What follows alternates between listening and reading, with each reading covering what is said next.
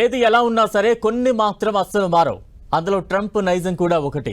Operation సింధును తానే ఆపినట్లు గత సంవత్సరమంతా హోరెత్తించిన ఆయన ఈ ఏడాదిలో కూడా అదే పాట పాడుతున్నాడు. అయితే ఈసారి ఇంకాస్త మసాలా దట్టించారు. యుద్ధం ఆపడంతో 3.5 కోట్ల మంది ప్రాణాలు కాపాడినట్లు చెప్పుకొచ్చారు. ఈ మాట స్వయంగా పాకిస్తాన్ ప్రధానే తనకు చెప్పినట్లు ట్రంప్ డబ్బా కొట్టుకున్నారు. అమెరికా కాంగ్రెస్ స్టేట్ ఆఫ్ యూనియన్లో ప్రసంగించిన డొనాల్డ్ ట్రంప్ ఆ క్రమంలోనే ఆయన ఈ పాత పాట కొత్త బాణీలో పాడారు. 3.5 కోట్ల మందిని కాపాడా, ఇండో పాక్ వార్ని నేనే ఆపా, మరోసారి డబ్బా కొట్టుకున్న గప్పాల రాయుడు. పాక్ ప్రధాని ఈ మాట చెప్పారంటూ ట్రంప్ సెల్ఫ్ డబ్బా. ఇద్దరికి ఇద్దరు సరిపోయారంటూ సోషల్ మీడియాలో సెటైర్లు.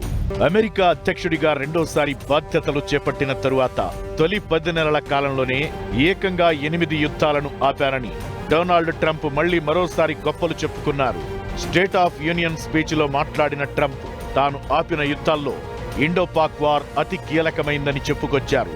తాను జోక్యం చేసుకున్నట్లయితే ఆ 2 దేశాల మధ్య అణు యుద్ధం జరిగేదని చెప్పారు. అప్పుడు గనక తన జోక్యం లేకపోతే 3.5 కోట్ల మంది ప్రాణాలు పోయేవన్నారు. ఈ మాట స్వయంగా పాకిస్తాన్ ప్రధానమంత్రి షహబాజ్ షరీఫ్ తనతో చెప్పారన్నారు ట్రంప్. భారత్ పాక్ గొడవ పడుతుంటే తాను చూస్తూ కూర్చోలేదని, యుద్ధం ఆపకపోతే 2 దేశాల మీద 200% టారిఫ్ విధిస్తానని బెదిరించడంతో ఇద్దరూ దారికొచ్చారని ట్రంప్ చెప్పుకొచ్చారు. గతేడాది మే నెలలో భారత్ ఆపరేషన్ సింధూర్ పేరుతో పాక్ మీద విరుచుకుపడినప్పుడు అది అణు యుద్ధానికి దారి తీయకుండా ఆపింది తానేనని ఆయన స్టేట్ ఆఫ్ యూనియన్ ప్రసంగంలో ప్రకటించారు.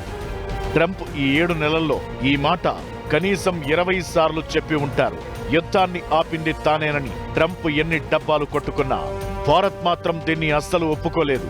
మా మధ్య ఎవరూ మధ్యవర్తిత్వం వహించలేదు, మా ఆర్మీ ఆఫీసర్ల మధ్య జరిగిన చర్చల వల్లే కాల్పులు ఆగాయని కేంద్రం కూడా దాదాపు 10 సార్లు ముఖ్యమైన సిబ్బంది ద్వారా స్పష్టం చేసింది. ఏప్రిల్ 2025లో పెహల్గాం దాడికి ప్రతీకారంగా భారత్ సరిహద్దు దాటి ఉగ్రవాదుల ఊచకోత కోసింది.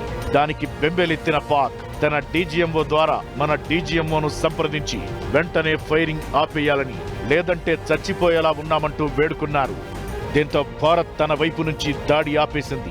వాస్తవం ఇలా ఉంటే ట్రంప్ మాత్రం తన తప్పెట తాను కొట్టుకుంటూనే ఉన్నారు. మధ్యలో తన అవసరం కోసం, అప్పుల కోసం పాకిస్తాన్ కూడా ఈ తప్పెట దరువుకు డాన్సులేస్తూ ట్రంప్ని సాటిస్ఫై చేస్తోంది. ఈ గొప్పల సంగతి పక్కన పెడితే భారత్ సహా ఇతర దేశాలపై సుంకాలు విధించిన ట్రంప్ సుప్రీంకోర్టు తీర్పుని పట్టించుకోవడం లేదు. తాజాగా భారతీయ సోలార్ సెల్స్ ప్యానెళ్ల ఎగుమతులపై అమెరికా వాణిజ్య విభాగం సుమారు 126% భారీ కౌంటర్ వైలింగ్ సుంకాలను విధించింది.